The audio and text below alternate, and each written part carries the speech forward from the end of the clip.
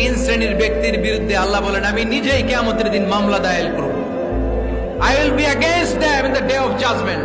Three categories of people I will be against them in the day of judgment. তিন শ্রেণীর লোক কিয়ামতের দিন তারা ছাড় পাবে না। আল্লাহ বলেন আমি নিজেই তাদের বিরুদ্ধে মামলা দায়ের করব। এর মধ্যে এক শ্রেণীর লোক হচ্ছে রাজুলুন ইস্তাআজারা জিরান ফাস্তাওফা মিনহু ওয়া লাম ইয়াতি আজরা। একজন শ্রমিক ভাড়া করে তার কাছ থেকে কাজ নিয়েছে কিন্তু তার পারিশ্রমিক আদায় করে নাই। এরকম আছে না নাই? দাপট দেখায় ইউনিভার্সিটির ক্যান্টিন গুলোতে। ইউনিভার্সিটির ক্যান্টিনে যে খায় মাগার বিল দেয় না, এরকম ডাকাইত আছে না নাই?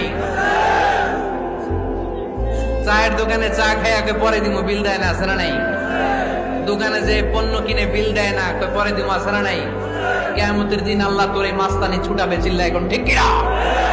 আনা খাসমুহুম, আমি নিজেই তাদের বিরুদ্ধে মামলা দায়ের করব। কথাটা কার?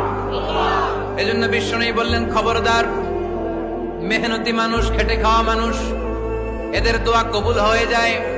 আতুল আজিরা আজরাহু ক্বাবলা আন ইয়াজিফা আরাকুহু। খবরদার, বিশ্বনবী বললেন শ্রমিকের ঘাম শুকিয়ে যাওয়ার আগে তাদের পারিশ্রমিক মিটিয়ে দাও।